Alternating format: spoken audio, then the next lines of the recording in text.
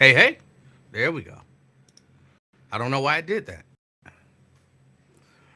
Uh, all right, y'all forgive me. I'm a little out of sorts, and I should have had all of this together, but again, y'all know how it go. Good afternoon. Welcome to the afternoon experiment. As you can tell, we're still figuring it out. Still figuring it out. But good afternoon, everyone. Good afternoon. Welcome to the afternoon experiment. My name is Emanuel Livingston. I'm with you until probably about 5 o'clock. About 5 o'clock. Um, Thank you all for coming in. Thank you all for coming in. Let's see. Hello. Hello, Robert. Good afternoon, Robert. Good afternoon.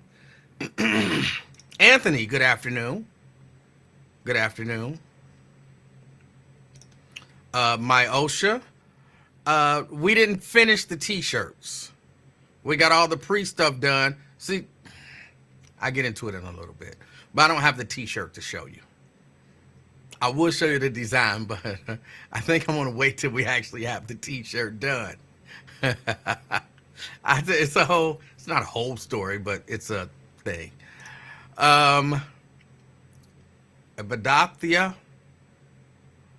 good afternoon. David, good afternoon. Good afternoon. Lewis, representing Sharonville, good afternoon. Good afternoon. I didn't tell y'all Anthony was representing the Wood. Let's see. David says the music is extremely calming. All right. Lisa, good afternoon. She's representing North College Hill. Got Jack.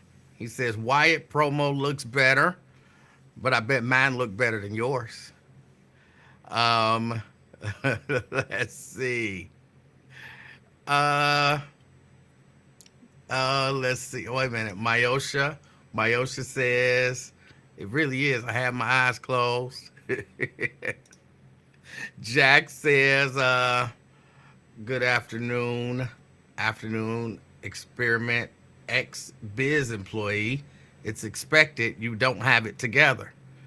But I got it better. I got it together more than you do. Link me to your show. Link me to your show, and I'll tell you what I think of it. Tria, good afternoon, representing Columbia Township. Erica, good afternoon, representing Reading. Fame in the house. Fame, listening from the crib in Finneytown. Hope all is well. All is well. Anthony says, come on at 4:59 and leave at 5. I might do that one of these days.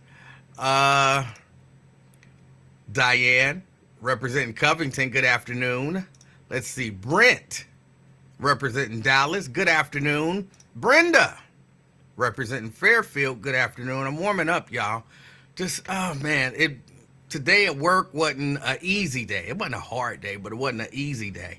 A lot of manual labor, which I'm not used to doing at work. And then a lot of kind of intense other stuff. And we were dealing with the death of a former coworker. So, that's not always that easy. And then, of course, I had to run home. And, on Sundays, I break everything down, take it over to the church. We use some of this stuff for church. So then on Mondays, I could just come home from church on Sundays and set it all back up. But I never do that. I never do that. So on Monday, when I get home from work, I have to come in and set everything up. And, you know how it go. But, yeah, I'm getting into the swing of it. Fame says, there's no day baseball today, and I'm not pleased about this. Baseball sucks. Lisa says, Mr. Emanuel Livingston, run for councilman in North College Hill, please. I don't live in North College Hill. I don't know that you can run. You shouldn't be able to run for council in North College Hill if you don't live in North College Hill. But I appreciate your support. Nathaniel says, we are representing Toledo. All right. Let's see. Bonita. Good afternoon. Checking in. She's representing Roseline. Terry. Terry, good afternoon. Representing downtown. Jack says, I don't want what you want. I don't know what you want. I don't care. I don't care, Jack. Whatever. Pat. Pat, good afternoon. Representing Westwood. Mike. Mike. Good afternoon. Representing Blue Ash. And Cindy. Cindy says hello. Oh, let me put the chat on. Let me put the chat on. I found that sometimes when you give haters a little attention, they think they're the center of attention. And then you have to take all the attention away from them. So, Jack, say whatever you want to say today.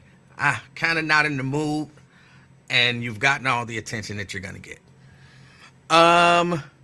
Let's see. Preston, representing Park Hills. Good afternoon. Good afternoon. Just such a, I could set it up when I finish, but when I get home from church, I be tired. I be tired.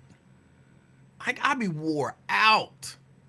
So, you know, I just don't typically do it. I just don't typically do it. I'll give Jack a little more attention because this one I actually like. You mean how you do on Lincoln's show? Yeah. So now you want to be me?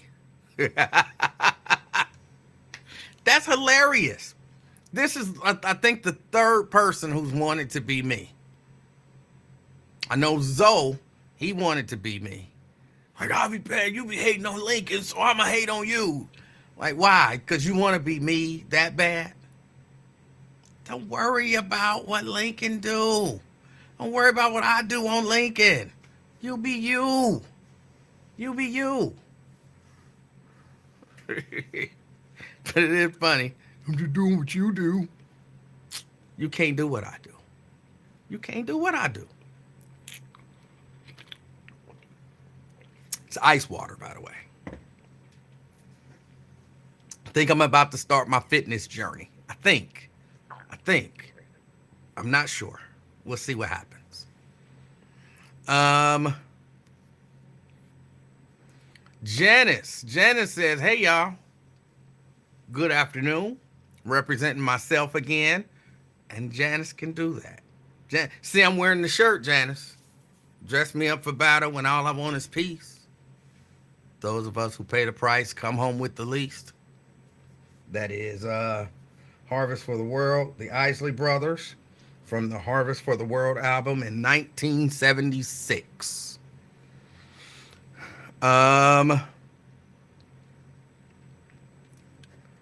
Let's see.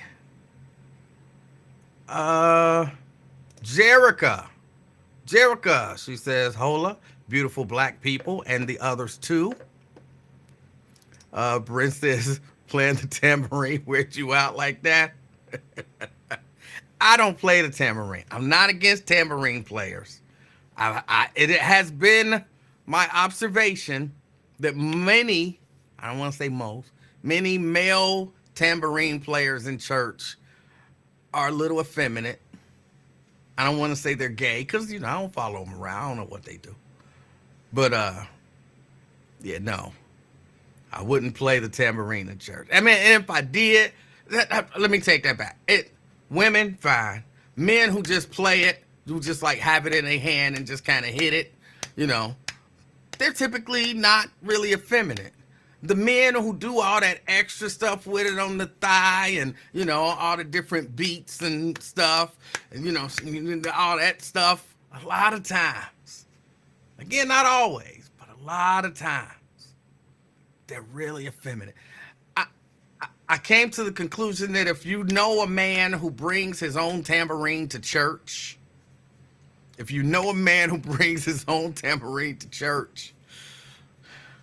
it means he just really likes the tambourine. And that's all I'm going to say. But, no, I don't play the tambourine. Of course, I do, sound, video, sometimes a little lighting, all of that kind of stuff. So, Blue Mooney says, I play the tambourine in church. I'm not gay. Do you say tambourine like you just spelled tambourine? It's just a question. It's a random question. Do you call it a tambourine? Just curious. Because I think if you call it a tambourine, you might be gay. You just don't know that you're gay, but you might be gay. And there's nothing wrong with that. There is absolutely nothing wrong with that. I mean, in terms of who am I to judge? So I'm not telling you that you're wrong for your sexual identity or orientation. That's between you and God.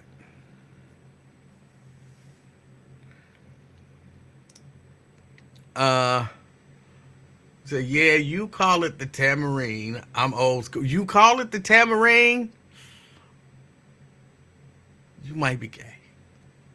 You might be gay. You might be in denial. But you might be gay. I don't care how old school you are. If you a male, hardcore tambourine player in church, you might be gay. I'm not against it. How many times do I have to say? Nothing wrong with it. I'm not judging you. I'm just saying. I don't even know how we got on the subject. Other than that,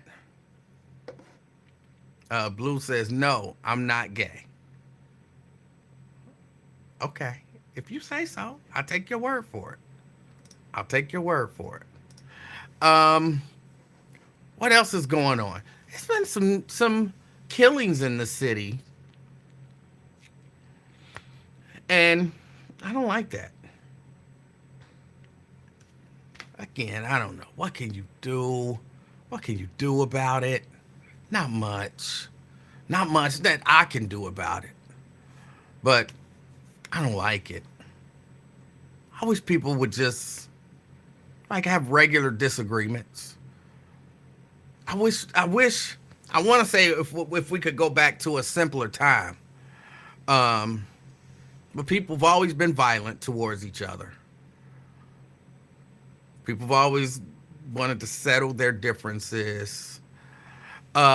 Where were the killings and when? Oh, I just heard about a killing in, was at the top of Center Hill. There was another killing. Somebody got shot in Avondale. There's been a number of killings. People are out here actually getting killed. It's happening.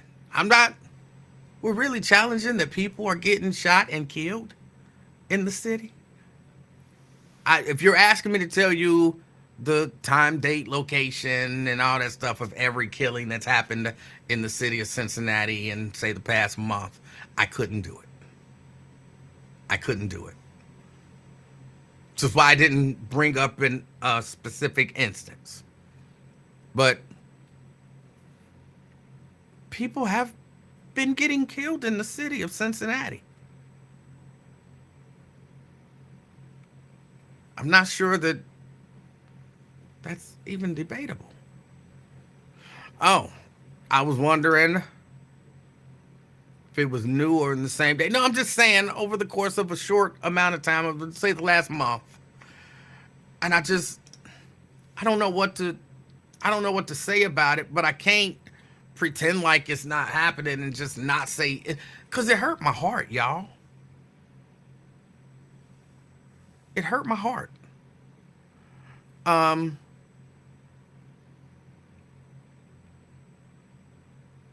don't have words because it's such a serious thing. And this is the best thing that I can do. Or at least that I can think of that I can do right now. The people around me, and I'm maybe suggesting this to you. The people around me who I know love, care about. Talk to them about all kind of things, like conflict resolution and all that kind of stuff. But I mean, even on top of that, like engage with the people that you know and that you're around, as they say, your sphere of influence. Engage with those people. It's a really good chance those aren't the people who are out there killing people and getting killed. But talk to them about not being a part of that. Because I guess at some point, I mean, you got people out there who do things, who try, but I think I'm almost to the point where I'm like, it hurt my heart, but it is what it is. And I kind of almost feel like there's nothing that you can do, nothing that we can do about it. We've had a generation of people who've been raised wrong. Not the entire generation, but there's a certain subculture. There's a certain subculture of people. You see them most of the time. I used to get mad when people talked about people hanging out on the corner. Because guess what? Me and my friends, when I was much younger, much younger, we were, young teenagers, and we walked up and down the street and just did stuff. We didn't really have anything to do.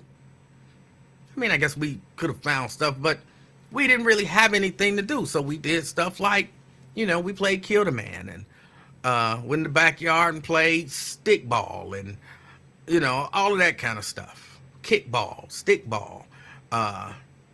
We played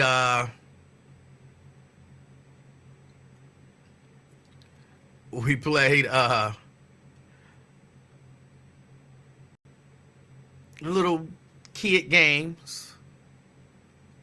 We did nonsense, bad stuff, but we wasn't killing people.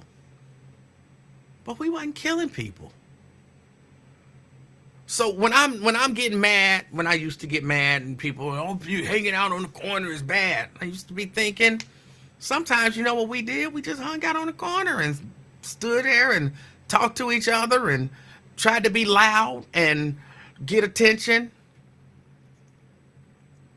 Because that's what a lot of that loudness and stuff was when we were doing it. We just wanted attention. But even if it was negative attention, we just wanted attention. We out there standing on the corner, being loud. So, y'all too loud. You don't know what you're talking about. Just for attention. We wanted attention. When we got tired of getting that kind of attention, we went and did other stuff. But now when you see these dudes kind of hanging around on the corner, I don't see, I'm not saying it doesn't happen. I don't see a whole lot of 12, 13, 14-year-olds just hanging out on the corner, just being innocent on the corner no more. Being loud, Like, we didn't have no guns. If somebody would have pulled up on us with a gun, we'd have just been shot. We were just being loud, ever so slightly unruly kids. Don't get me wrong, some of us went in a bad direction, but not all of us. Some of us went in a bad direction, but not all of us. But we wasn't in that direction. Some of us was headed that way.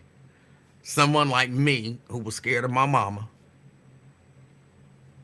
did not do a lot of the things that some of my friends did. And yes, I said I was scared of my mama. I wasn't scared of my daddy. Well, only a little bit. Like, I was only a little bit scared of my daddy. And then after the divorce, being scared of daddy wasn't even really a factor. Because, he moved. But my whole life, I was scared of my mama. Scared of what she would do if I got in trouble. So, yeah, many times they would be doing stuff. I mean, and it's crazy how good old innocent fun can turn into nonsense in a heartbeat. We doing something, we out there playing kill the man. There's a whole lot of kids in the neighborhood. When certain people go home, oh, I got to go home, oh, this is boring. What are we going to do? And we had to come up with something else to do. And sometimes we would throw rocks at cars, I don't know why we threw rocks at cars, but that's what we would do. If it was winter, we threw snowballs at cars. All of this to say, we did a lot of stuff that we didn't have no business doing. But Mary says, how do you play Kill a Man? Kill the Man. What do they call it now? If they even play it. What do they call Kill the Man now? I don't know. What do they call Kill the Man now?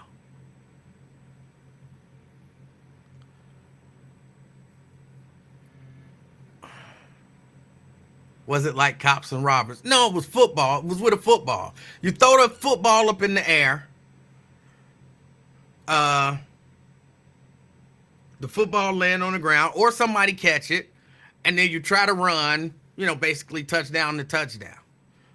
Everybody trying to tackle you. If you get tackled, then you got to throw the ball up in the air, and then somebody else get it, and that was the whole process.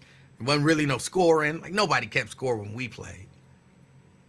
Nobody kept score when we played. It was just see what you could, what you could do.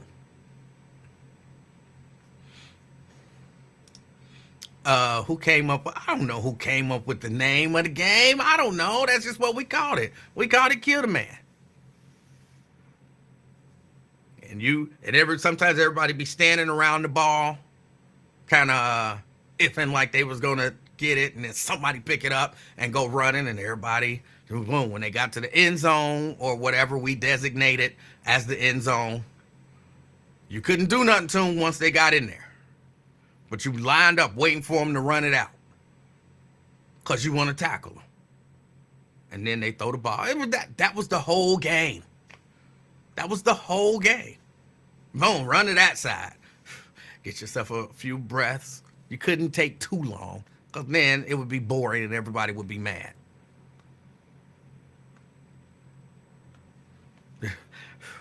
All right. Oh, got him. All right. Throw the ball up. That was the whole game.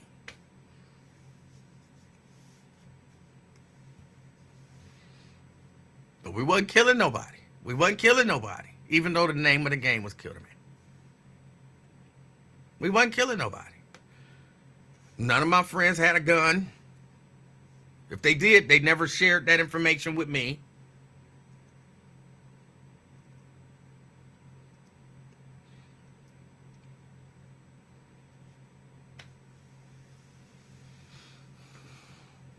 Y'all calling it Kill a Man. We called it Kill the Man.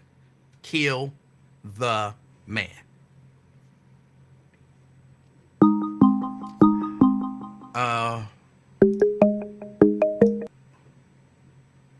CK? CK?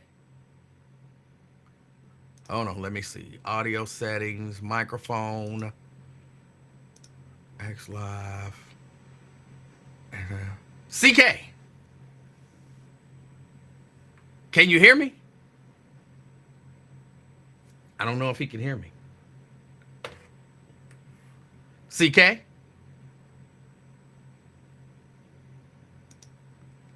All right, I don't know what's happening.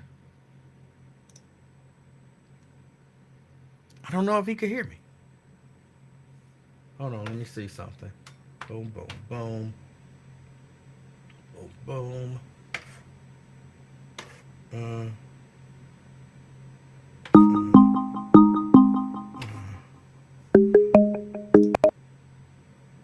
CK?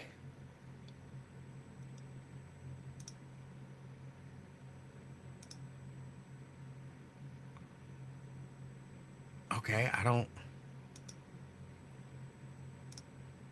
CK? I can't hear. Oh, wait a minute. Wait. All right, CK. There you go. There you go. All right, sorry, You got me? I had to make some changes in my settings, so I can hear you now. Yeah, man. Appreciate it. Yeah, that Killer man. Like you said, we was playing a game. Like it was like Seinfeld, the game with no point, no scoring. And we didn't even know we didn't. I didn't know we didn't keep scoring until you just said it. That's crazy, isn't it? It was more of a less of a score-oriented game and more of a goal-oriented game. Right. What the heck? But I'm trying to figure out, man, like you said, man, it's just like for endurance, right? We was just doing it for endurance. It was fun. I mean, it was fun. It wasn't organized football, but you got a little bit of everything in. You know what I'm saying? You got some running, you got some tackling. It was just a The fun catches. little game to play. Yeah, like when you about to go down, that's when you pitch the ball back, right? Yeah. Yeah. That is for yeah. You're right. That was kind of Didn't nobody keep score. We just because, like you said, too hard to score for one. But Everybody on each other. I mean, it wasn't hard to score if you ran into I'm calling it the end zone, but if you ran into the end zone, you scored. You were safe for a few seconds.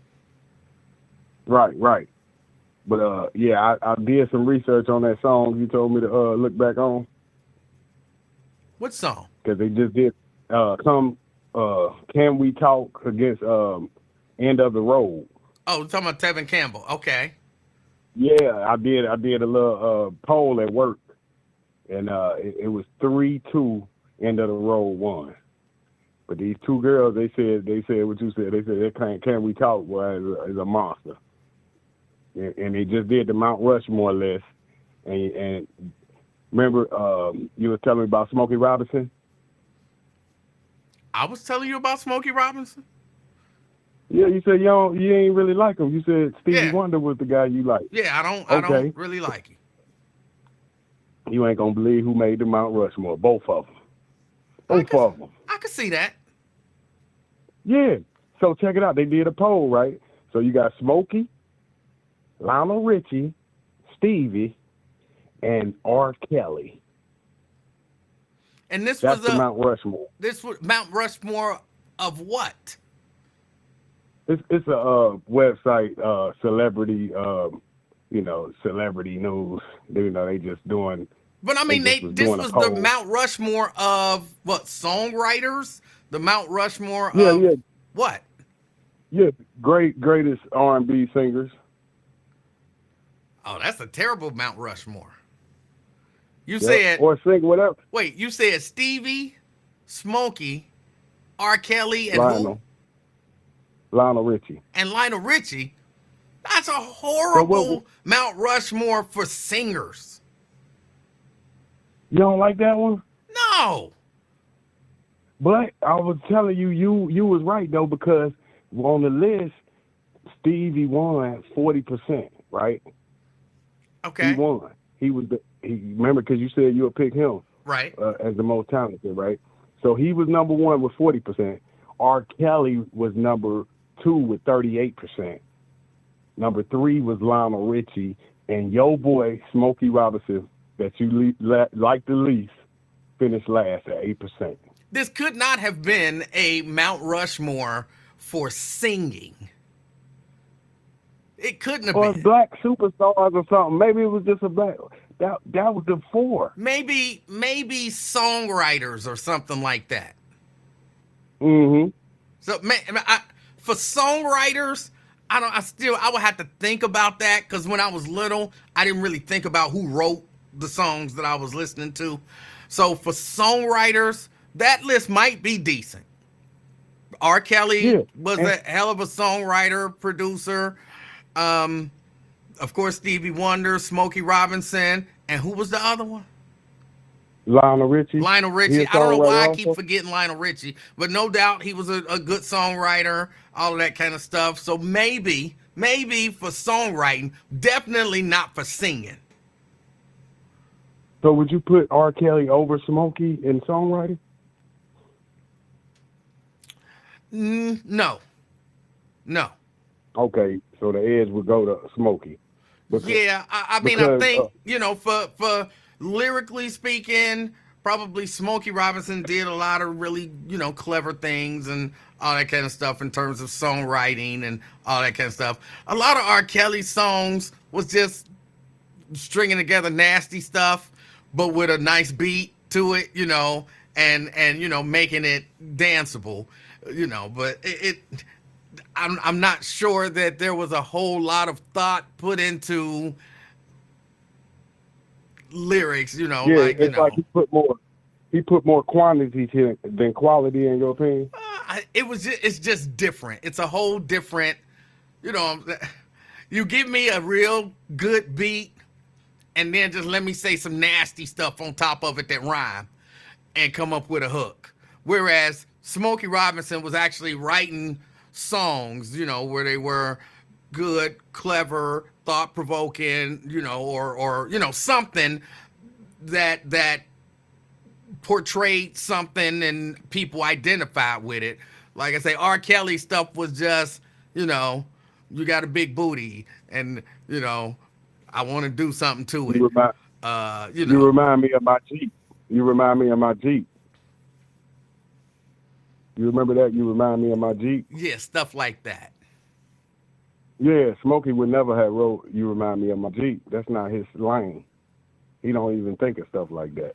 Hold on, we got But some R. Kelly defenders. Carolyn says all of R. Kelly stuff wasn't nasty.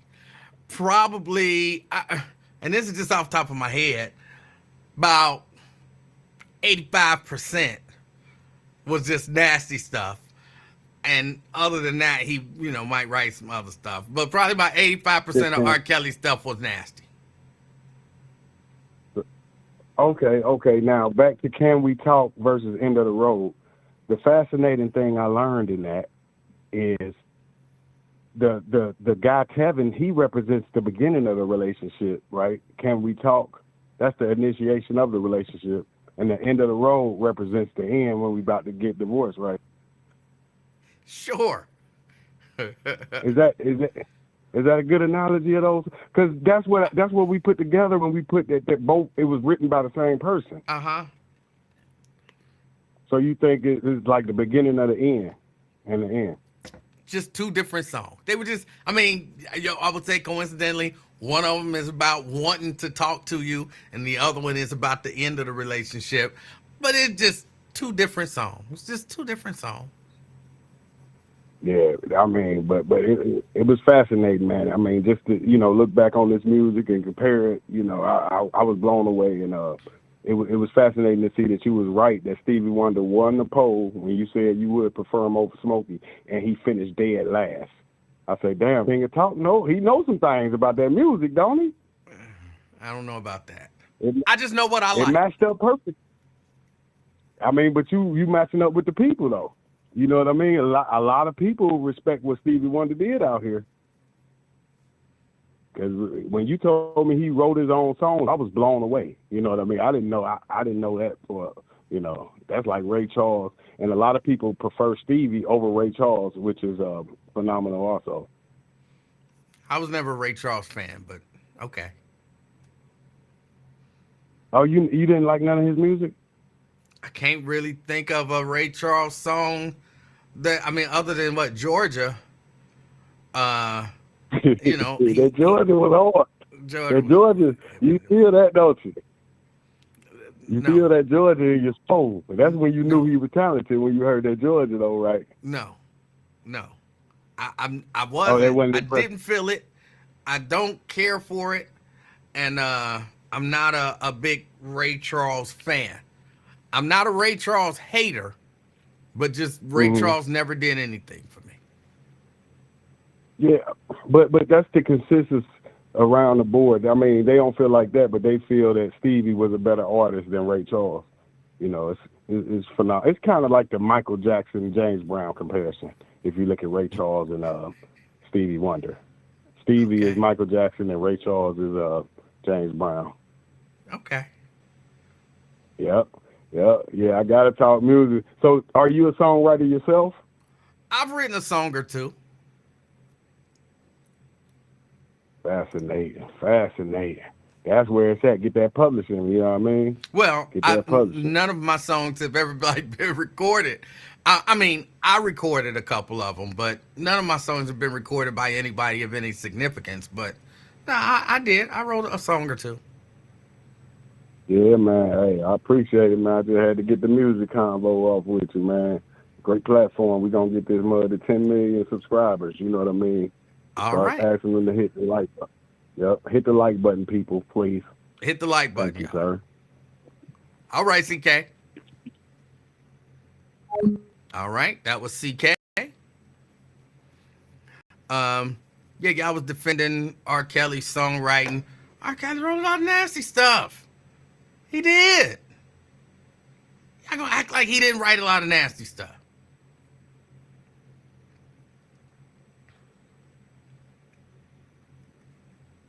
And if you know, some of it was,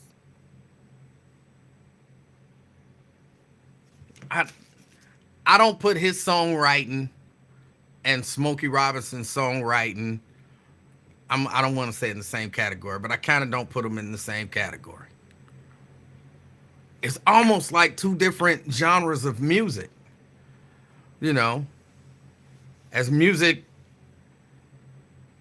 changes, different things change.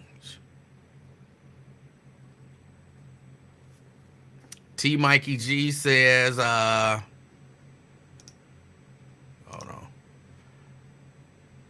E-Man don't like Stevie Wonder and Ray Charles. Is he blind? I never said. I don't. As a matter of fact, I said Stevie Wonder is in my top 3 of all time. You know, from my perspective, that I know of. I'm sure there was somebody in the 1600s who could probably write a better song and play all the instruments and vocally could blow Stevie Wonder out the water. But I didn't know them. So I'm talking about based on what I know.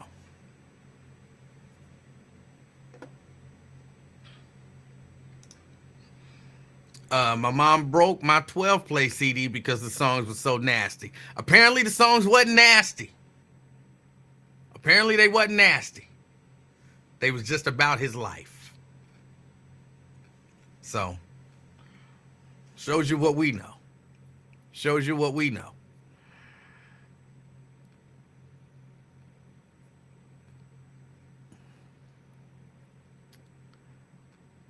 Hold on. Where do you rank Luther? I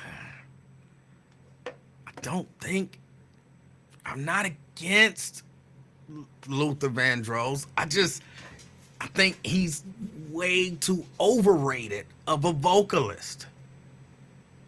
He's too overrated of a vocalist. He had a nice voice. There ain't nothing wrong with that. But I hear some of these singers, and especially, you know what I'm saying, I listen to a lot of gospel music because, you know, I end up around a lot of gospel entertainers. So I hear a lot of these gospel artists who can do so much vocally. Like, they got nice voices, so they can be smooth. They can, you know, they can do what I like to call vocal acrobatics. You know what I'm saying? They can do all of the different runs and riffs and all of that kind of stuff. They can do them, you know, smooth, nice. They can do them with power. They can do, you know what I'm saying? It's just so much that they can do. Luther had a good voice. But Luther never, I'm not saying he couldn't, but I never heard Luther show the ability to blow you away. He could sing a song and you like, oh, that's nice. But I never heard the ability to just blow you away. I never heard him do no, and I don't want to say a whole lot because I don't like it when somebody just crowd a song with riffs and runs, but I never heard him do really any riffs and runs and stuff like that. He had a nice voice. But it's different things. Fame. Hello, Emanuel. How are you doing today? Fame, I'm doing all right. How are you? I'm pleasant. Fair, four square. Let's put it like that. You're talking about Luther Vandross. It kind of it just made me laugh because you didn't watch The Sopranos, did you? No. Okay, well, long story short, it was like the main guy, Tony Soprano, was like surrogate nephew. He was also a mobster. They were dating the same girl. They were dating the same, messing around with the same girl. And so Tony, when he saw his nephew talking to the girl on the street one day, the nephew had to come up with a fake story about what was he talking about. And he was like, he made up he had a fake black girlfriend. He's like, she was telling me what to get Kaisha for her birthday. And then he goes, oh, really? What'd she say? He said, Luther Vandross box set. And I just started laughing. Like, how would you get a this was 1999, 2000. Ain't no 30-year-old black woman getting a Luther Vandross box set. But, you know what I'm saying? But anyway, Wyatt kind of act like he wanted to talk about it earlier, but I guess he changed his mind. What do you think about the NFL draft? And, once again, we got another black mom, pushing out her son's love interest out of the picture because she was white. Okay. Do you see that? No, because, I'm not watching the NFL. So. Oh, well, it sucks to be you, but okay. I'm not watching the draft, and I don't know nothing about the white girlfriends and the mamas and all that kind of stuff. Well, okay, well, yeah, that's what happened. She pushed her out, she butt-butted her, like, to get her out of the picture and whatnot. The thing is, my thing is, when you have a mom that's blowing up like that, or she's not blowing up, but doing that kind of stuff on national television, that's why you'll have biracial grandchildren. Because you behave like that. Embarrassing. Is that why? One. Because if he's already got the white girlfriend, mama pushing her out the thing ain't what made that happen. No, but that's why he did it. Because he knows he has an asshole for a mom. I don't know about that. Most 9 out of 10 brothers that have white children, white wives and children or whatever, is because they had an asshole of a mom or female caretaker. Now, some of them, granted, some of them just, that's just what they grew up around. And that's what they grew up around. It is what it is. But these cats, they got to college and just was, that's what happened to them. Hold on. I can tell. Fame, I'm asking this question. I'm not even trying to be funny or anything, because a lot of people always think I am. But you really think high-profile athletes go to college? Because some guy who made it, there's a really good chance that a guy who made it to the NFL out of college was a high-profile athlete in high school and, even younger, right? So you really think he got to a point where he got to college and he said, you know what? My mama asshole, so I'm going to date a white girl? I want something new. Something different. A lot of, hell, you seen the one, this was like 10 years ago, the one boy, when they were choosing schools to go to college, it was on ESPN. The one boy, he already had an older brother who was at like LSU. The one boy went clearly across the country because he didn't want to be around his mom or his brother. Are you certain he went clear across the country because to Georgia? Because he didn't want to be around his mama, or he He Yeah. wanted to be away and have a different experience. I don't remember exactly what he said, but it was a very toxic situation that he grew up in. He didn't want to be around them. It was obvious. It was obvious. All right. But I'm just saying, I just don't, I just don't understand why people would get upset about these young men and their love interests, and like the mom, like you can't push her out of his life. That's going to cause you a problem. She might not be able to push her out of his life, but I could easily see my son, hypothetically speaking, my son worked his ass off. Endured, you know what I'm saying? All of the different things that come with being a high profile athlete, kept his nose clean, got himself in a position through hard work and determination, a lot of my money, a lot of my prayers, a lot of my, pushing with him when things was down. Maybe he was calling me, like, hey ma, da da da da, and I had to keep him going, all of this and all of that. I gave birth to that little you know what I'm saying? And now when he get to the point where, this easily could be the apex of all of that work, all of his life work, all together, I'm sorry, you not gonna be the one to be in the picture and steal this moment or be a highlight in this moment. He worked hard to get here. I worked hard to get him here, and you came somewhere towards the end of the train and you want to jump on board and be the star? No, you don't get to be the star. You a pip. Get in the background. No, that's what you don't choose family. This is what he chose this one though. He couldn't choose his mama, but he chose this girl, and you're just gonna have to accept that.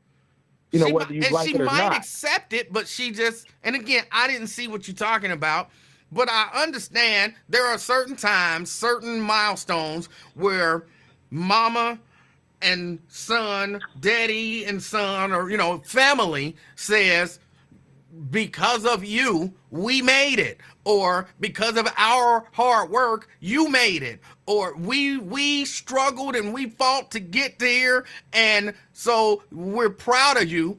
And you don't get to come in 19 years into a 20-year project and say, yeah, we made it. You jumped on the train late, so you don't get to be as involved. You don't have it. You didn't have as much skin in the game as we did. We went through all of it. I could see that frustrating somebody and them saying, hey, nah, we glad you're here. We love you, but you don't know the whole story. You couldn't possibly know the whole story because you ain't been here. And so we gonna celebrate with our son, our brother, our family member. You can be here, but you can't be the focus of the celebration. I couldn't agree less. One, earlier you called your hypothetical son a motherfucker. No, I didn't. Yes, you did. No, I didn't. Yes, you did. You said we raised this little mug. Right. We know what mug means. Yes, you did. Mug don't mean that. Mug don't necessarily mean that to me. In your supposition, that was what you said. That mug don't mean that to me. And two, you keep saying we. He did that. No, he didn't do it alone. Because he stuck to it. Yeah, he didn't do it alone. Yes, he did it alone. He did it alone. He's the one. He's the one that wait a won minute. the genetic When he was in the lottery. ninth grade, hungry, where did he come to eat? Where did he come to sleep? Where did his bills get paid? He didn't pay them. We don't know. We don't know. It could be mama, could have been a coach. We know it wasn't him. All we know is that he won the genetics lottery. Because these NFL players are behemoths. I mean, they big as hell, all of them. Even the defensive back. These are big people. He won the genetics lottery.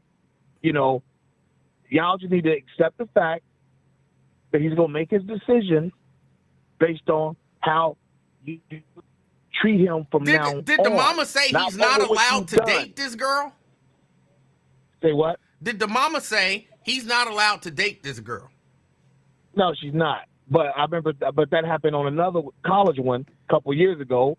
The mama didn't say she's not allowed to choose this girl, but when the boy chose to go to the school that his dad and his white stepmom wanted to, mom fronted and left the screen. I saw that. Yeah. You see what I'm saying? So that tells you what his relationship with hers is like, if they still have one. You know, I just wanted to bring it up for food for thought because, you know, like I said, the dude was talking about it like he kept saying the NFL draft. He wanted to talk about it, but he never got to it. And I imagine that's what he wanted to talk about. But then again, he might want to talk about something else. But, you know, that's your man's and them. Y'all will work it out. But, hey, it's been real, Mr. Emanuel. I had fun. And we'll try it again someday. All right? Take care, B. Oh! All right. That's fame. And I'm sorry. I'm not watching the NFL. So I'm clearly not watching the draft. I didn't see any of this. But I don't see a big issue. I mean, you know what I'm saying? Unless you like assaulting somebody, that's bad. But if, you know what I'm saying, you in my shot, you know what I'm saying? You trying to get this shine. The shine is supposed to be on him. I'm sorry. Y'all married? Now, if y'all married, that's a different situation. But y'all ain't married, you just a girlfriend. It wouldn't matter to me if you was a white girlfriend, a black girlfriend, an Asian girlfriend, a Lebanese. You know what I'm saying? It don't matter. Excuse me. I want to hug my son. You know what I'm saying? It don't matter. You a girlfriend. And I'm sorry, but girlfriend don't have wife status. Wife is right there next to me the whole time. Me and my baby, we did this. Until you got a wife, me and my mama, we did this. Me and my parents, we did this.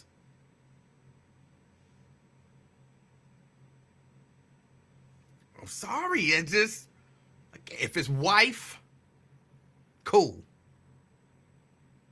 If it's not wife, get in the background. Get in the background. And it don't matter, the race don't matter. Although, because y'all know me, I got to be honest.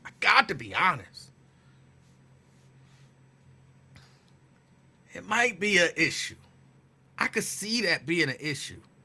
And I heard some talk about all of the guys who had white girlfriends and all of that kind of stuff. I really do want to know this. And I've had this conversation with some people who I know who, you know, seemingly exclusively dates white women. And some of these brothers have said to me, like, look, I don't exclusively date white women. I'm like, you ever dated a black girl? And they like, no.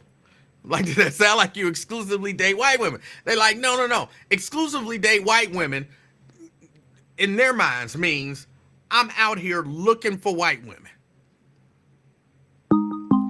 I've only dated white women, mean the only people that give me any play is white women. I can approach 800 black girls, and they don't give me no play. I approach a white girl, she like, yeah, what's up? How you doing? So what, I'm supposed to not date because black girls won't date me? So I'm taking those guys off the table, and they do exist. They do exist. There are black guys who want to date black women, and black women won't give them the time of day, and so they end up dating white women because white women will. I don't blame them for that.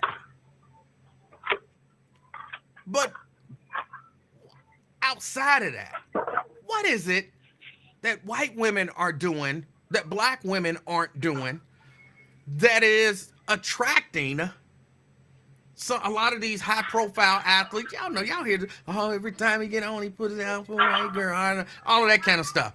What, you ever wondered, what are white women doing in those situations that black women aren't? Or is it just, are they just a status symbol? Just curious what you think. Twin, What's up, man? how you doing, sir? I'm working. Thought you was gonna have me on hold for a long time in case you get me in trouble, man. I don't want you in trouble. You want to call back? No. You good? Hey, I think I don't know, man. I don't know that situation with the white girl and everything. It's difficult to hear you, sir. My fault, man. Can you hear me now? Maybe a little better. I'm not sure.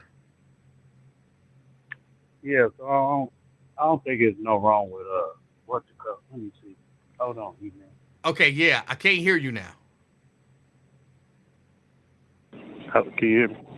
Yeah, you sure you don't want to just wait until you can get to a point where you can hold your phone right? Man, I got it, man. Hey, yeah, I don't think it's ain't nothing wrong with that, man, dating a white girl. You know, some people say stay in your race or whatever, but I think it seems like they like the sister. They out for your money, man, or something. Soon you see a big contract or they see you blow up. And you got a baby bound, you go child support, and now they go take your money and all that. So they ain't no better than the sister is, though. I can't believe you say R. Kelly ain't in your front of 3 or 5 or whatever. Of what? So is it because his rape case, his past and everything? No. R. Kelly is not in my almost top anything in terms of singers. He's not some great singer. That's why I said we were making a distinction between, say, songwriters or producers and singers. He both. He's a songwriter and a producer. Right, but I'm saying, but what I'm telling you is, he is not, in my opinion, one of the top 20, 30, 50 singers. You done lost your mind.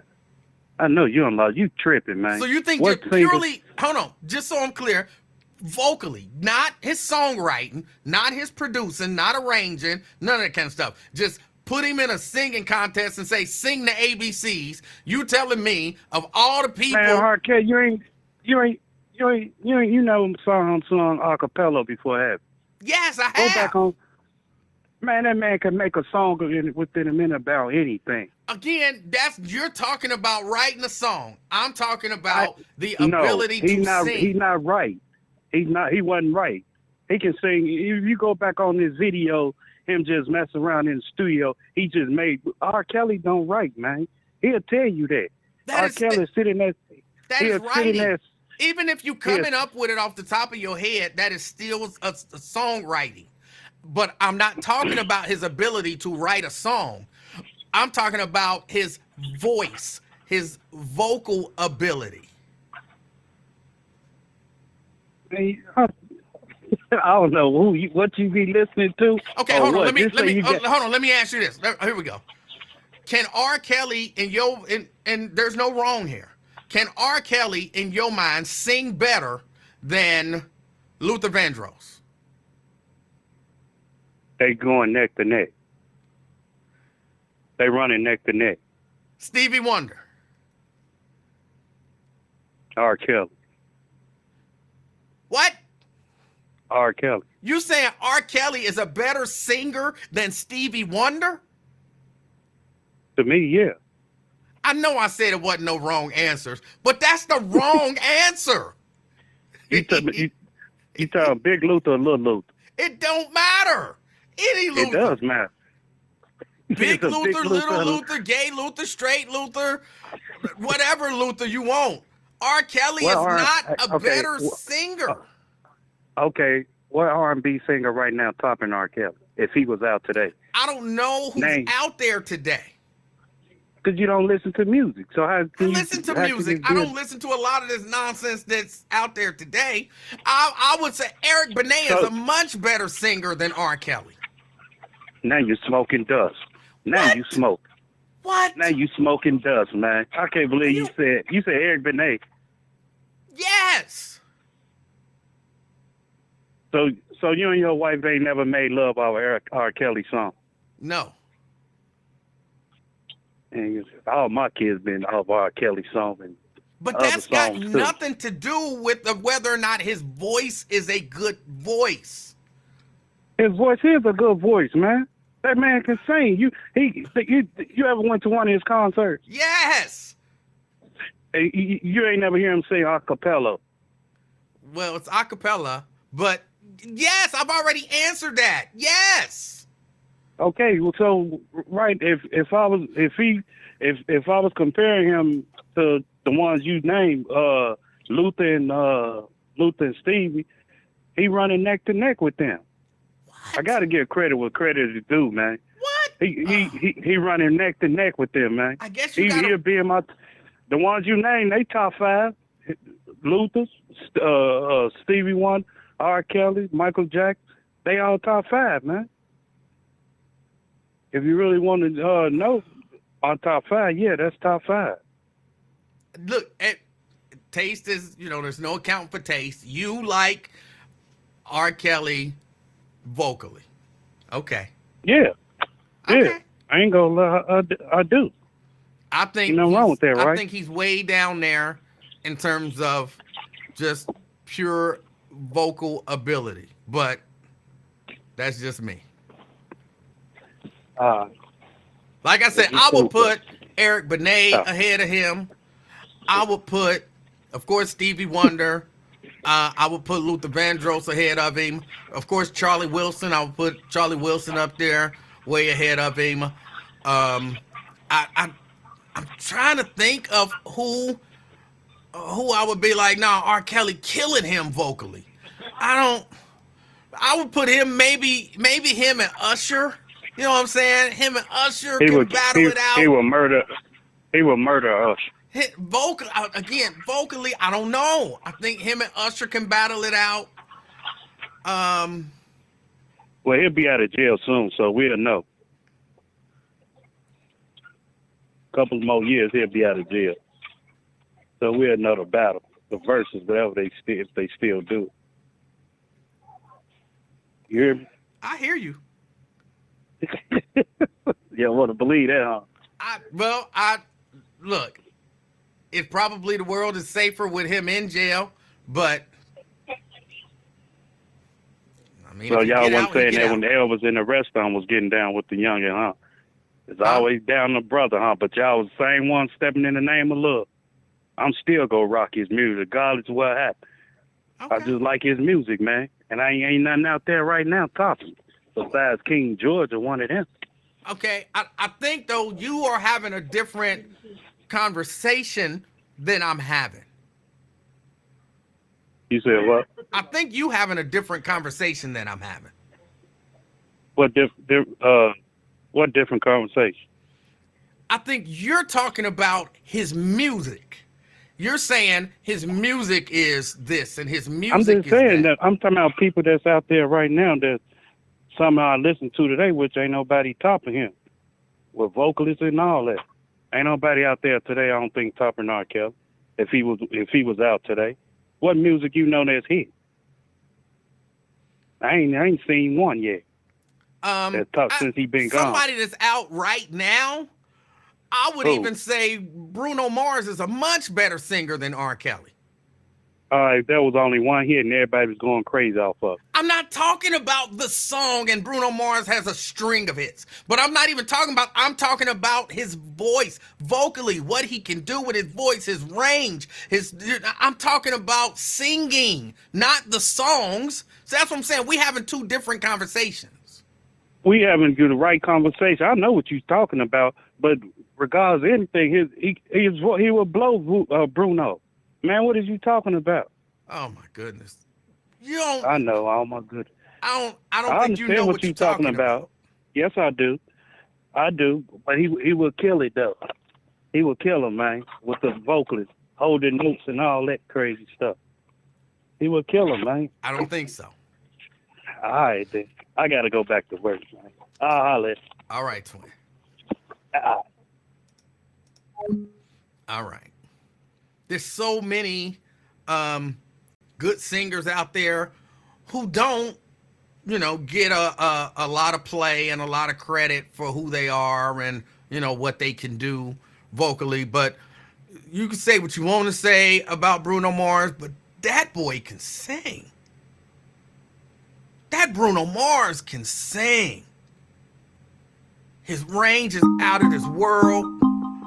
That Bruno Mars can sing.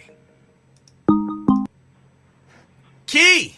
Hey, what's going on, Emanuel? How are you? I'm doing good. Key, how are you? I'm doing good. What's your church say? Dress me up for what? Battle. When all I want is peace. Those of us who pay the price come home with the least. Oh, okay. Who is that? That is from Harvest for the World, the Isley Brothers, 1976. Oh, okay. You on the road with the Isley Brothers, huh? You gonna do their whole album, huh? What? It's just one song. No, but you got another shirt with the Isley Brothers, or is that the one you showed us? This is the one, yeah. Oh, okay. I didn't. Did you stand up and model it? I did not, cause my stomach is fat and my titties is out there, so. Oh my goodness! You can. Oh, this. You just telling on yourself, huh? You just fat shaming yourself, huh? That's the shirt. Okay, it's a delay, so I gotta wait a second. I gotta see.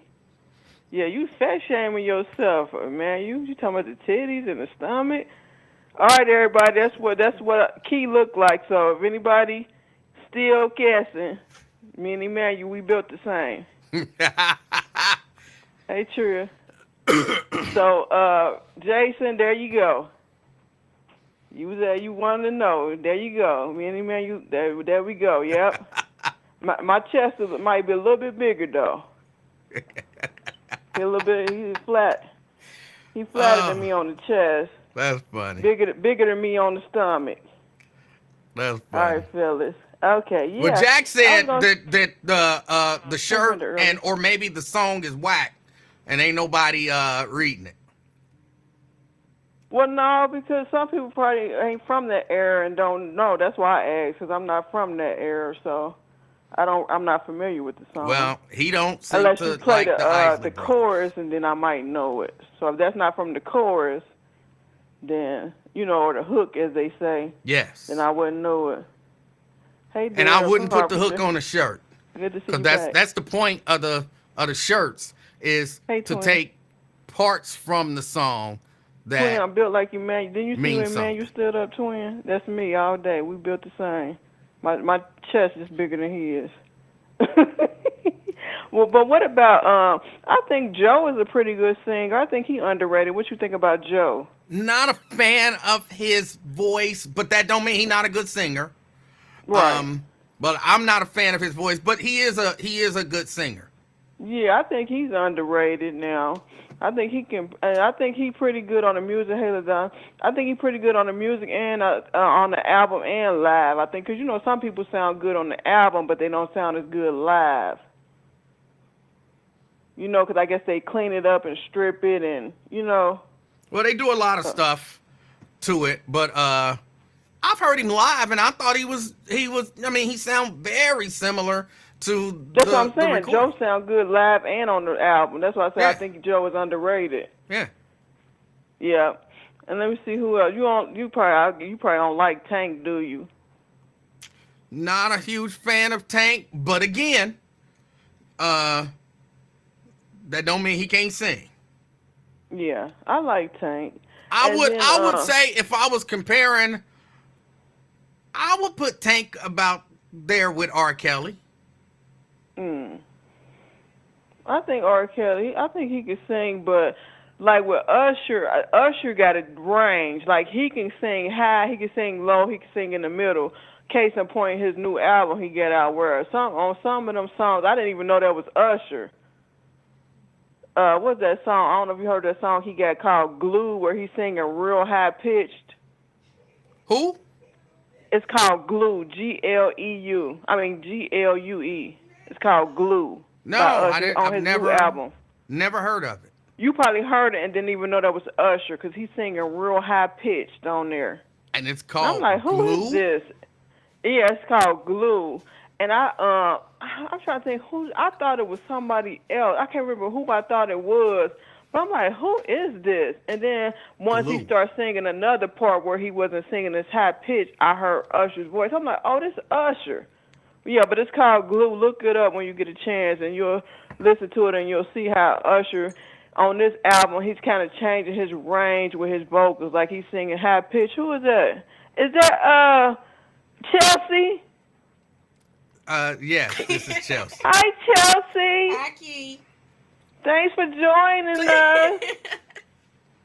I was wondering where you was at. I was gonna ask him like, where's Chelsea at? She was supposed to come last week. I love your hair. I wear my hair similar like that too. Okay, well Chelsea, you gonna come with a topic? You gonna get them together? She's so silly. got no Come on, topic. Chelsea, don't be shy, cause you We be gonna figure cracking out me what up you in the look like comments. before it's all said and done. We're gonna be able to have a forensic artist put together a sketch of you. Oh, me? Yeah.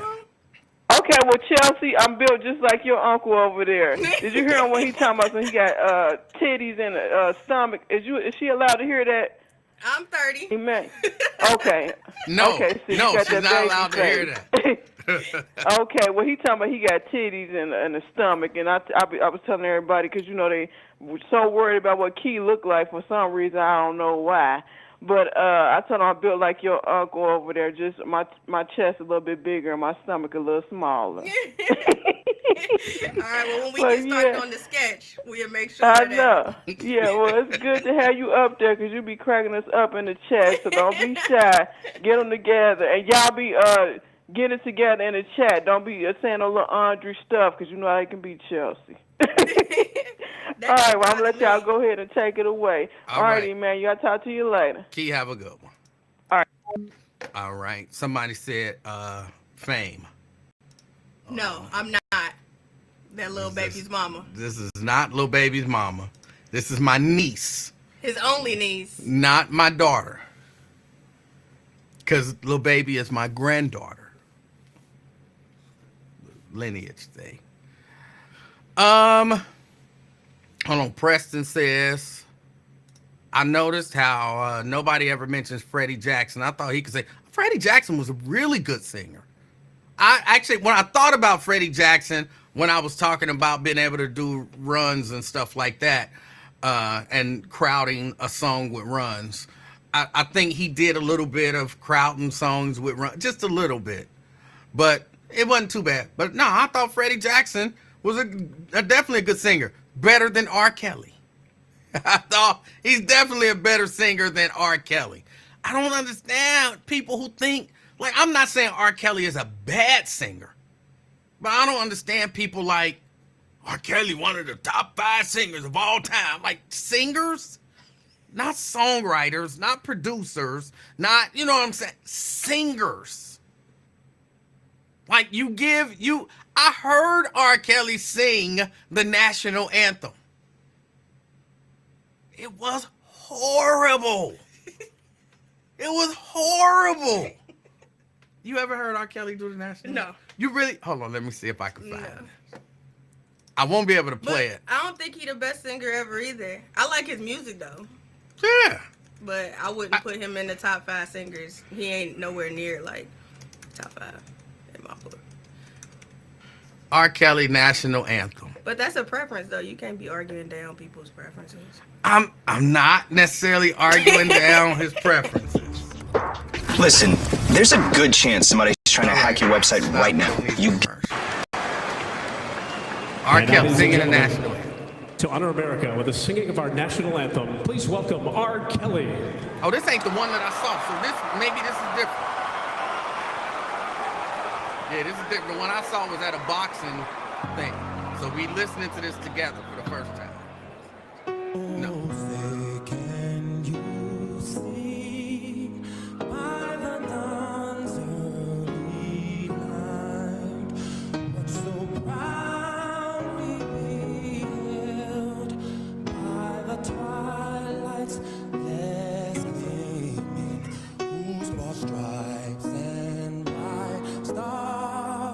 Through the perilous fight, for the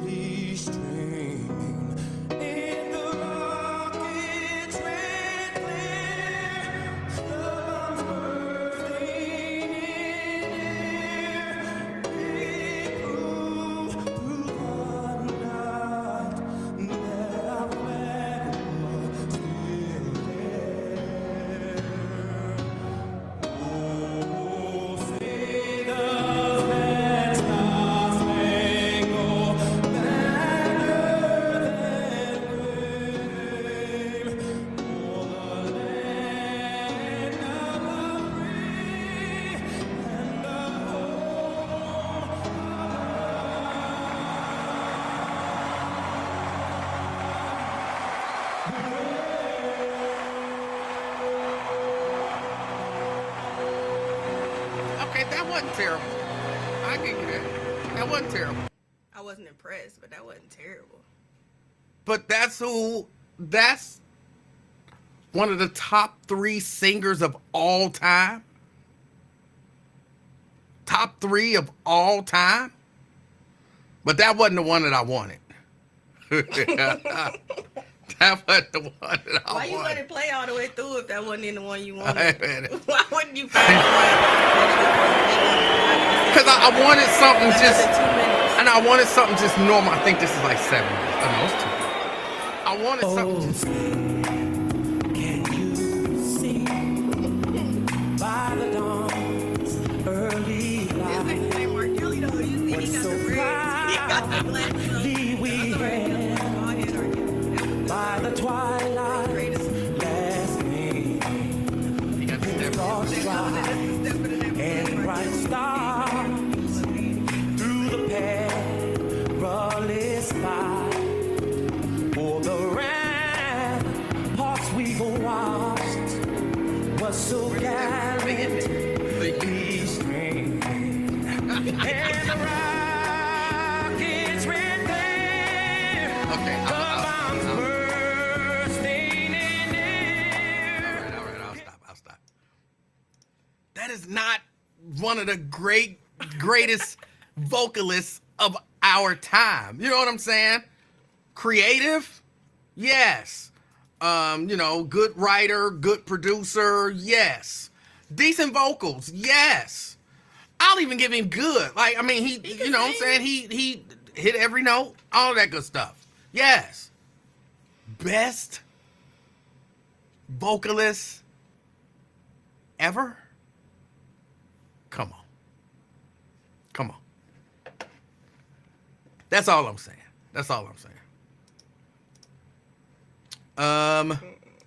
Okay, a few people wondering who is that with me. This is my niece. Only. My niece, who I love as much as every other niece. This is my niece, Chelsea. I guess I should wait a minute. Oh, no. Put it on the screen. Hi, everybody who said hi to me, by the way. Hello. Man, I guess you I don't should know put your music. name in, right? I mean, first, since you on that side. Since I'm the guest. More so. Well, you on this side, so I need it to be. By me?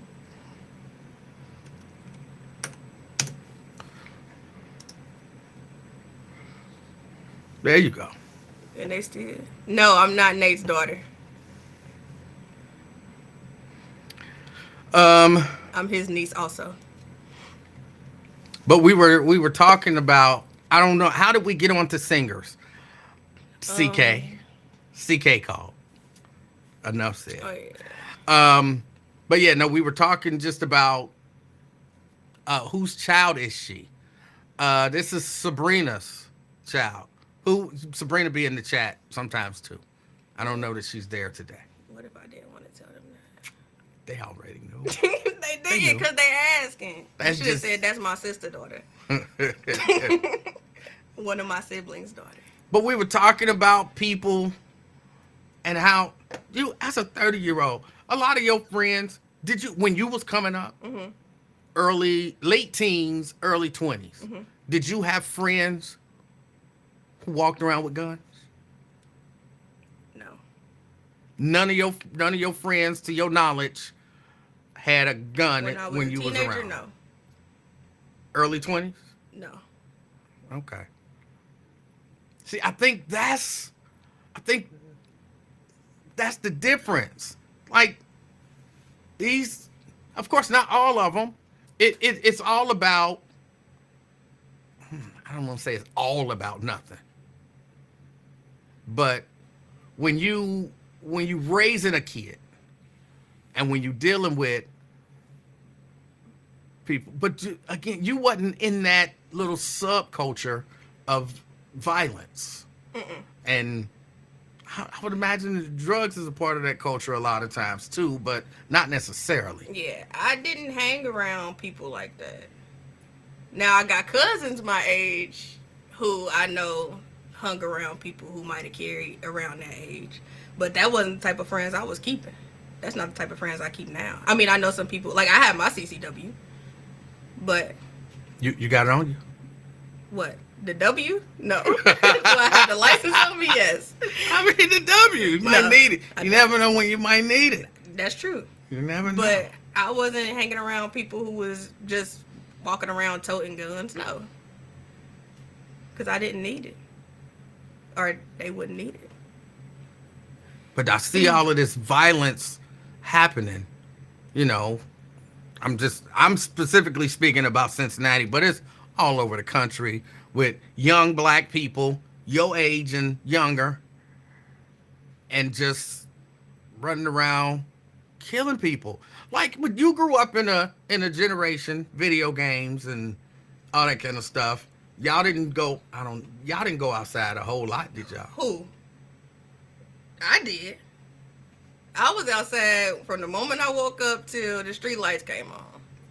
TJ was in the house playing video games. No, he wasn't. Yes, he No, was. TJ was with me. TJ used to be on that one little video game. That was when his friends came over and stuff, though. That wasn't like every day. And that was once he got a little bit older. Like, I would say when he got older, he got into video games like his late teens. But when we was kids, we was outside. Like, I would say even up till TJ was about, he 4 years older than me. So I say till he was about 15, 14, I was with him every day for the most part. And we was outside. But y'all wasn't in a really high crime area. Not then. No, we moved out of like high crime. It was like when I was about 10. Yeah. Like 03. So maybe if we would have stayed there, it would have been a different story. Like, I feel like I remember seeing people when I was younger who probably had guns on them. They wasn't my friends, obviously, because I was 10. But when we lived in that area, yeah. And even people I know, like who I got back in contact with now that I'm older, who I got back in contact with, who I knew when I was younger, they more into that life than obviously I am. But that's not my speed. Like, I don't think it's necessarily what you grow up with, what you grow up in as much as it is what you're interested in or what you feed off of. But it would have to be somewhat of an environmental thing too, right? I mean, yeah. Because like you said, if you environment. Yeah, you come out of that environment, you go to a different environment, then yeah. But I don't think I ever would have been, walking around and carrying a gun because I wasn't interested in stuff like that. Okay. I don't know. In my mind, I'm just kind of throwing my hands up. Like, I don't know what to tell these young people who are living that lifestyle. And it really only becomes a problem for somebody like me when stray bullets is flying. You know what I'm saying? When stray bullets is flying, you innocent bystander. But other than that, I don't really worry about it. Like, and this is a bit of a high crime area here. I had to I didn't kick him out, but we had to get rid of a drug dealer that used to park literally right across the street. Mm-hmm.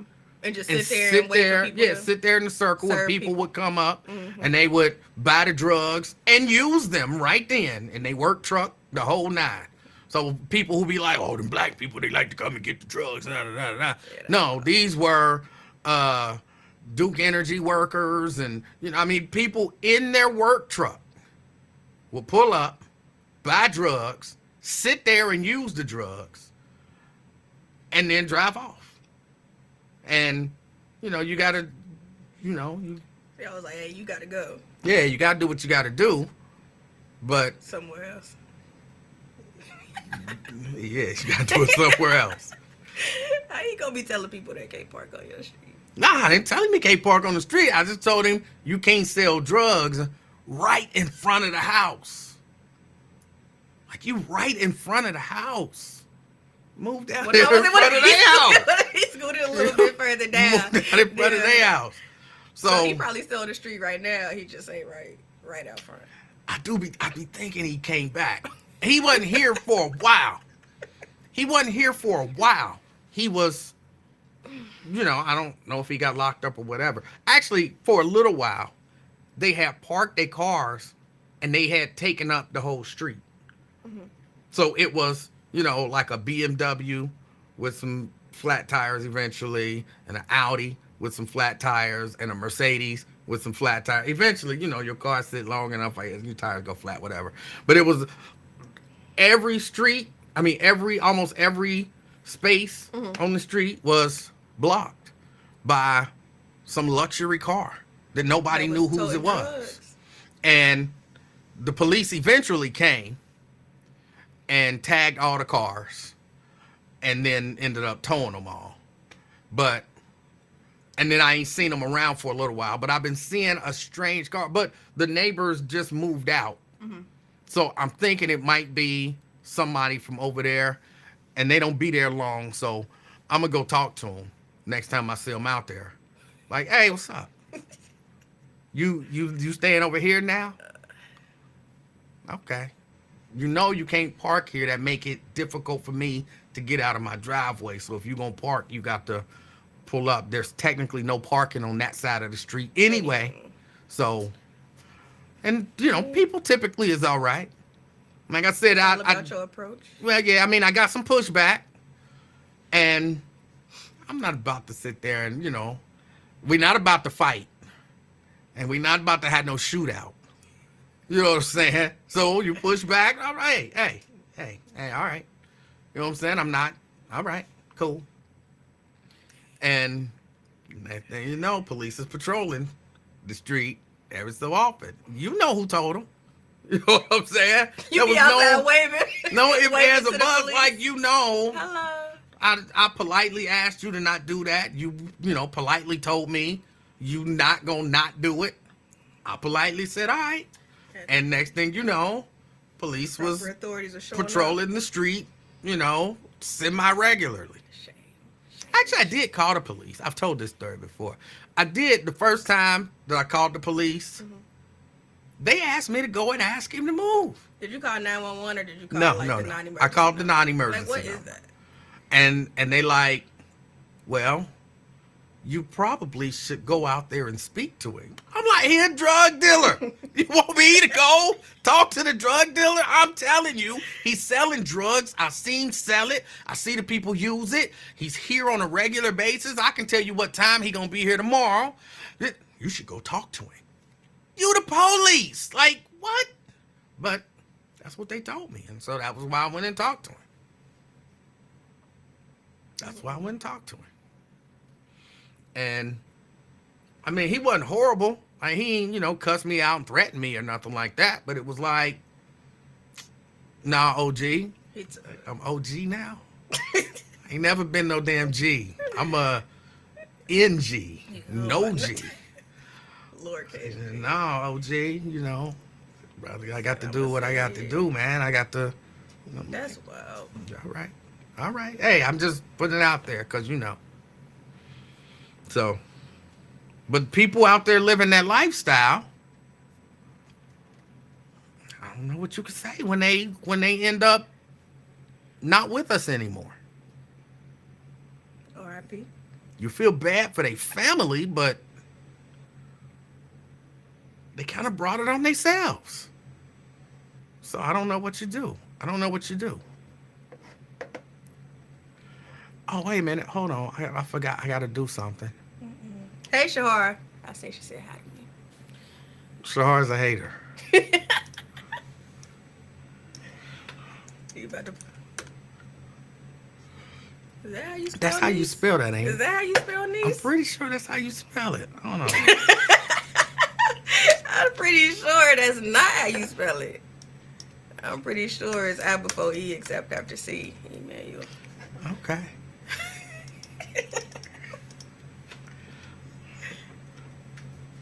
I feel almost disrespected. You know the police followed me yesterday? Well, why would you know that? Because I didn't tell you. They followed me yesterday.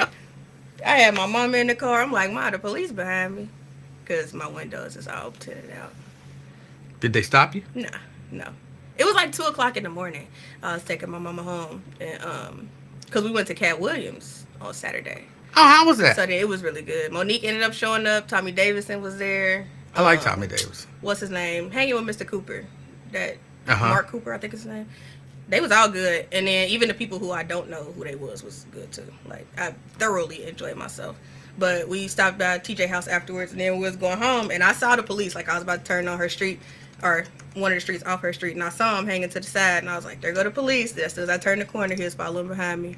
And, you know, Mama live on a one-way street, so I cut through the back street and came around to her street, and then he followed me all the way around, and then when I pulled into her driveway, he rode past. So then I was like, all right. Went in the house, but I had my friend in the car with me, too. So I was like, all right, I'm about to take you to drop you off. As soon as I came back outside, he was pulling back down the street, so he saw me get in my car and turn the ignition back on. Then he followed me down the street, followed me down another street. I was like, he taking my plates right now. Like, he trying to see if he got anything to pull me over for. But he didn't. He just followed me, and I was like, that's the first time that's happened before. But I didn't really care. Like, It's happened to me a lot of times. He gonna give me a ticket for my tent. If that's what you're gonna do, then let's stop playing this game. And I had an attitude because I was sleepy. It was like 3 o'clock in the morning. Like, and I'm driving the speed limit down the street. Yeah, it's happened to me a lot of times. I don't like it. Oh, now I can't find the phone. Because you ain't know how to spell knees. Where's the phone? Now look at you. Hold on. I'm sorry, y'all. I can't find the phone. You don't have a notification on? I don't know. Somebody just called, and I can't. I have it on a different. I'm pretty sure it ain't on this one. It's on the all of the other tabs. Is it this one? Yeah, Shahara, I don't think Tommy Davidson and, well, I know for a fact Monique wasn't supposed to be there. And I don't remember Tommy Davidson's name being listed either.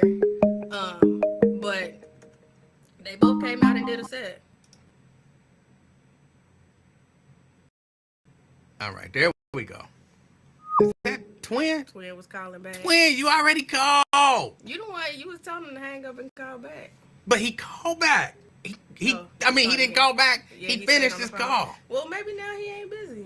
Maybe he wanted to say hi. But the show was good. Yeah, I thoroughly enjoyed myself. Was Monique funny? Because she never funny to me. Yeah, I liked her. She was funny. She was in the top, one of the top performers, I feel like. But it was only like But it wasn't funny. 4. No, it was like 7. I just listened to the ones who I knew.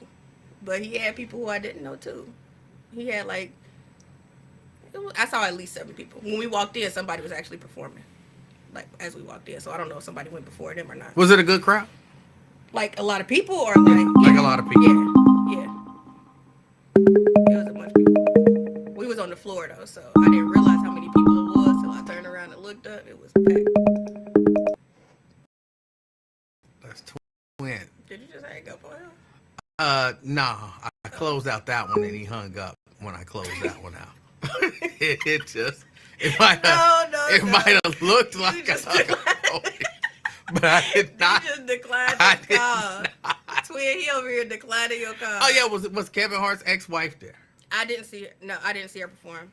If she was there, then she was like one of the first people who opened up. Because the show was supposed to start at 8. I think we got in the building roughly at 8:15, 8:30 because it was so crowded. But not Kevin Hart. Cat Williams didn't come on till like 10:15. The show was supposed to be over at 9:30. I don't think he even stepped on stage till like 10:15.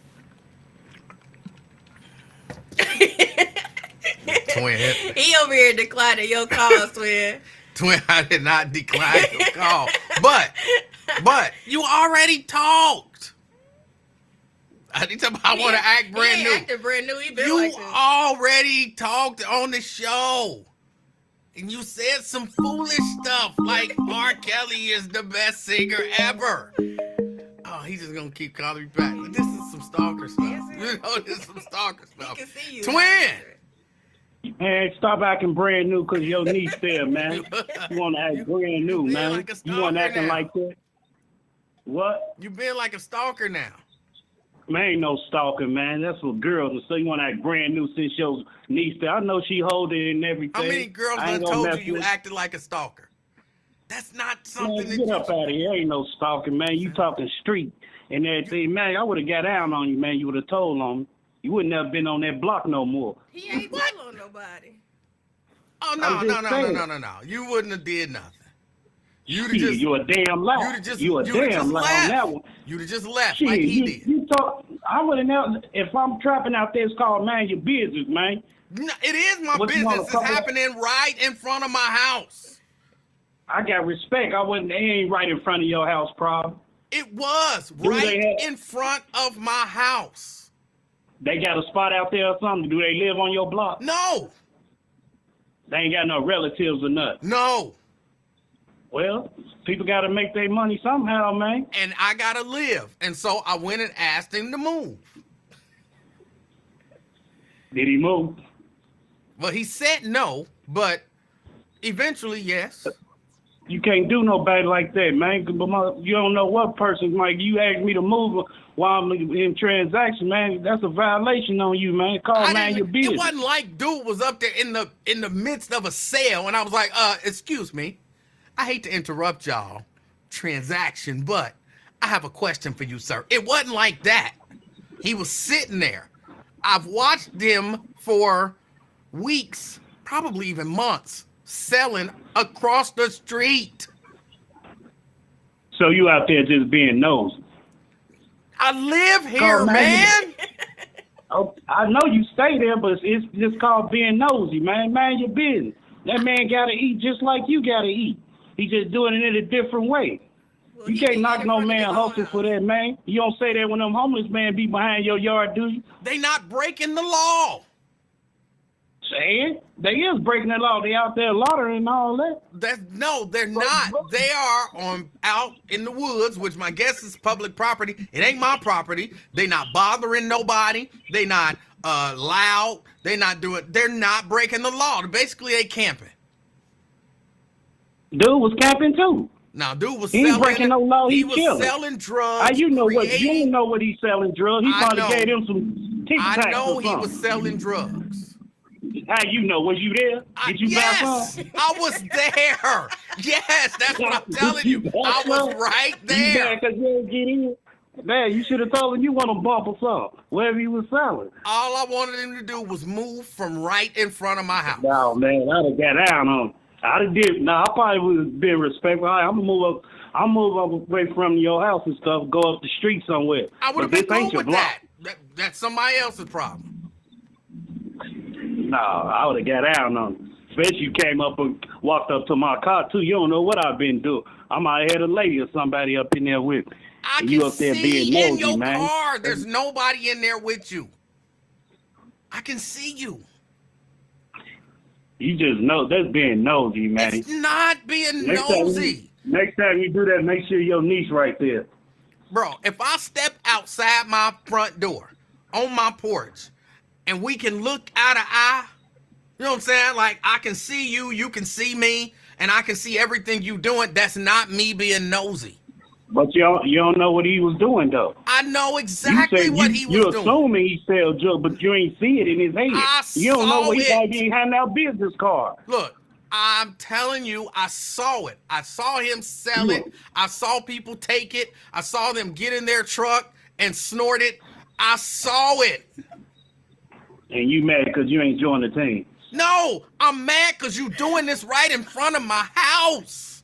No, it's called mind your business, man. It That's is what it's my called, mind business. your It's damn happening business. right in front of my house. That's my illegal drugs are happening right in front. They're being sold and consumed right outside my house. How is that not my business? So tell me this: if you out there watering your grass butt naked, do I supposed to tell the police on you? Yes. Yes. If I look outside and my neighbor is butt naked watering his grass, yes, I'm calling the No. police. I'm Yes. gonna see something wrong with you. I say, man, he got a problem. I'm gonna just go look the other way. I ain't gonna tell the police on because I'm minding my business. That's your business. You want to be butt naked out there watering grass? That ain't my No, business. that's You got a not- problem. Maybe you was hot. What are we talking? No, that's not normal. It's not legal. Man, I've seen plenty of women in they 2P and a woman in the thongs watering her grass. Was it I a was getting bathing excited. I suit? ain't- Was it a bathing suit? Huh? water in the grass. Man, she had a damn near thongs on, man. But that's I not ain't say butt shit. I was naked. looking. That's not naked. Huh? Shit, damn near shit. All they had to do is cut the straps. What are you talking about? It's called mind your business, man. One day you'll feel me on it, though. No. It's called mind your business, man. That's all it's called, mind your business. Stay in your own lane, and I'm going to stay in mine. You crossed Now, you into crossed my lane when you started selling drugs in front of my house. You don't own that street. Anybody can do anything on a block. You don't own that street. You just pay taxes, whatever you do. It's called mind your business, though. Real talk, man. Now, look, I don't want to be one of those people, right? But sometimes... Oh, you already said you would. Wait, but sometimes this is what separates some neighborhoods from the other. Because if I go up to Liberty Township every day, and I'm in this neighborhood, right? And, you know, these people are friendly. They're friendly. But they ain't really friendly. They just like, who is this strange black dude in my neighborhood? And if I was sitting there all day and strange trucks is coming up and I'm selling them drugs and they're using the drugs on those people's streets, you can best believe somebody gonna either say something to me or call the police. They're not just gonna sit around and let that happen in their community under the guise of mind your business. Well, it ain't my business. So no, you're not gonna do that in their community because they kids is there. They kids come out and play. They want a nice, safe, nice neighborhood for their family. They want their property values to stay high. And one thing, this is just my opinion. I'm not a real estate agent or nothing like that. But one thing that can drive your property values down is a nigga across the street from your house selling drugs and people coming and using drugs on your street and nobody say anything about it. You can't live, you can't go and do that in that neighborhood. Why you think this dude driving the Duke Energy truck and many other company trucks, I don't know why the Duke Energy truck stick out of my head, why he ain't going to his neighborhood to buy drugs? Because it's easier to come to my neighborhood and do it. Well, that's his trap spot and everything. Meet me on Emanuel block. That's or whatever, not a good thing. That's not a good look. Well, you know where the police don't come, so that's how the game is, man. Hey, don't meet me on that block. Meet me on such stuff. Police be on that block. We're going to meet on Emanuel block. But why ain't the police, why the police come to those other blocks? To keep them safe. I want to be safe. Well, you safe now. You got your your niece right there with you. You definitely safe. She got a pole on her, so you definitely safe. You in the basement, wherever you at. But ain't it fair for me to want to live in a safe? I know. I understand what you. I'm just talking though. I'm just talking. I understand what you're coming from, but it's still called mind your business, man. When you get through talking. And then one more thing with these kids and stuff, man. Yes, sir. It's when them kids down there on Fountain Square, they just having fun, man. They just having business crying about. They done the kids bad and all that, fighting and all that, because they don't want to drag their business down.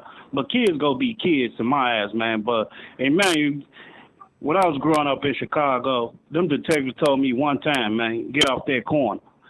And then I was like, all right. That third time he came back around, man, she gave me a two-piece, man. And I got small. I'm like, bitch, why you hit me? And I kicked her ass and she hit me bad. She gave a two big dead stole over here and everything. She said, I should have put this pack on you, whatever. But I had learned my lesson. When they tell you one time to get off that block, to get off that corner, get off that corner. And that's how some of them police, they tell you what they should do around Fountain Square. Hey, man, y'all doing this, these people feel like y'all turning down their business, whatever. Y'all need to move on or go somewhere. Wait. Just so I'm clear, I want to make sure I understand the story. You was on a block, on a corner selling drugs. And no, I wasn't. No, I'm sorry, you were on a corner. You were not doing anything illegal. No, just. But you no, in Chicago. Okay, when you were in Chicago, you were on a corner. And a police My officer. house sat on the corner, and a lot of people, guys I knew that was around me, had packs on them and pistols and stuff. So Right. they knew, the police knew me and stuff. Uh-huh. And then they were like, "Hey, I'm gonna tell you, one time, get out that corner." I was like, "Man, I'll stay right here." He like, "I don't give a fuck. Get out that corner," and all that extra stuff. So I got off. I came back though, but So when the officer came back, he gave you, we used to call it a snack box of chicken. You say he gave you a 2-piece? But, man, you know, a 2-piece combination, man. Come on, man. Quit being extra. Chicken, Somebody probably one of mashed them 2 pieces, potatoes, man. a drink, yeah, biscuit. Man, then you being extra. That's what I'm talking about, man. That's what I'm talking about. You being extra. That's why I can't never be real with you, man, because you always want to crack jokes. You should have went to the comedy show Saturday, man. You're right. I'm out of order for that. I knew. Actually, initially when you said he gave you a 2-piece, I genuinely thought you was talking about I forgot chicken. you don't watch. I You don't genuinely watch thought boxing you or were whatever. talking about chicken, and then you said You don't watch you were mad boxing. You 'cause watch. he hit You watch speedos and and I stuff. was like, oh, he mean a 2-piece. But initially, I did think you was talking about chicken, but you cleared it up real fast. What I look like talking about chicken, man? If I say 2-piece chicken dinner, man, you extra, man. That's why I'm talking. No, that's why I was saying, man. If them police want to get out, the only thing they do is tell them one time, hey, to lock them up. That's how they used to do me. All But I ain't gonna hold you up. You still need to mind your business, man. That's All what right, it's called. Hey, niece, little niece, get him together, because he out of his body, man. I'll let you, man. All right, twin. Initially. When he said it, I was shocked. Like, they gave him chicken? It's an incentive to get him off the corner. But then he cleared it up. He was like, then I was like, why are you hitting me? And I'm like, oh, that's illegal. You know what I'm saying? You can't just run up on somebody and sock them, you know. Somebody said they didn't know what a 2-piece is. A 2-piece is when you get hit twice. You know what I'm saying? Yeah. That's a 2-piece.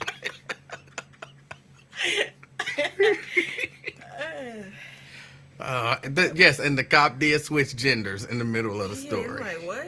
It was a female cop at first, and then it became a male cop. Trans. I wonder if she warned him, like, look, if I come back and you still on this corner,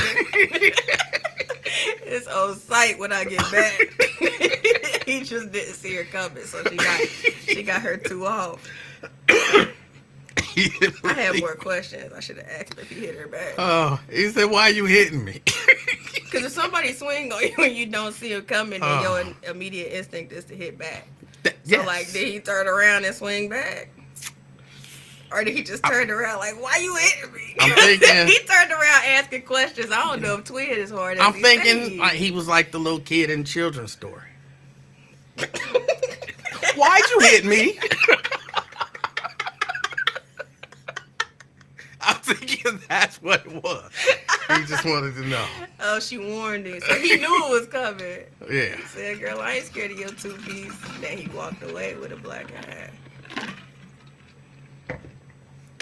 Woo. All right. Yeah, I don't really have much else. What are we about to do? Make my shirt, I guess. Oh, that's right. We gotta make a shirt. Which one do you want? The Jordita shirt. Which one? There's more than one? Yeah. I want the good one. Because it's the 2 different designs. Hold on. Yeah, you got that one? Oh, stop it. Oh, yes, ma'am. And you, ooh. Hold on. Edit, undo that. Group all of that. And you got that one. Oh, the leaf or the stripe. Yeah. I want the leaf. Okay. All right, y'all. I'm about to get out of here. She got to go move her car so Mrs. Livingston can get out. I appreciate y'all hanging out with me. Did I talk about Club Shay Shay? What happened with Club Shay Shay? Y'all know I don't really watch that because it's called Club Shay Shay. I can't necessarily watch that. So what happened on there? Is the website up yet? No, but it's really close. It's really close. But I'll let y'all know when it's up. Like I said, it should be up. I said Sunday, but it's close. That's all I'm gonna say. Because if I say Wednesday and then it ain't up Wednesday, you said Wednesday. So I don't want to give a concrete date, but it's really close. That's really it. Thank you, Stevan. All right, y'all. Enjoy the rest of y'all day. Y'all out and about. And it's a nice day, too. If somebody didn't come over here forcing me to make a shirt, I would be outside today. Oh, hold on. I didn't tell y'all the story about the Lil Baby's t-shirt. So Friday, Lil Baby comes, I pick up Lil Baby, we come here, and there's a lot that goes into making a t-shirt. Artwork got to be done, all that kind of stuff. And I'm trying to show her everything. Not that she gonna understand it or anything like that, but just so she sees the entire process. So, we went through and we did all of the color separations and all of that kind of stuff, printed out all of the films, and went to burn the screens. Now, she was supposed to come back Saturday, and she was super excited. Saturday, she was supposed to come back and pour the thing. It's squeegee and, but she just, all she knows is pour the thing. So Saturday, she was supposed to come back and pour the thing. But she ended up going over her uncle's house, her dad's brother, over her uncle's house for the weekend to hang out because she's got a little cousin who's 6 years old as well. So they're the same age. So of course they've been together and it was somebody's birthday. But bottom line is, do she want to pull the thing or do she want to go hang out with her cousin? Keep in mind, y'all don't know this, but this is a cousin. Again, they the same age and they're always on. They got some little game that they play where they can talk to each other and help each other out in the game. And if you don't make them get off that game, they'll be on that game with each other all day and all night. So when she gets the opportunity to go and actually be with the cousin, of course, that's what she wants to do. She was torn and she was saying, oh, I get to go over. I don't remember her little cousin's name. Oh, do I get to go over her house and do that? Or do I get to pull the thing? Can I go over her house and then come back here and pull the thing and then go back to her house? And it's like, no, little baby, I'll be here next week. So when you come next week, then we more than halfway finished. You're just going to pull the thing and your shirt going to be done. So we did not print the shirts, but we are ready to print the shirts. And I don't want to show her design before she get an opportunity to make her shirts and all of that kind of stuff. So that's why I thought it was going to be a Friday, Saturday, and she'd be able to wear her shirt on Sunday because she typically goes to church with me when she stays here for the weekend. So she was going to be able to wear her shirt to church on Sunday and everybody would be happy. But she ended up going over her cousin's house, which is absolutely fine with me. Because again, I always imagine 6-year-olds would rather be hanging out with 6-year-olds than 54-year-olds.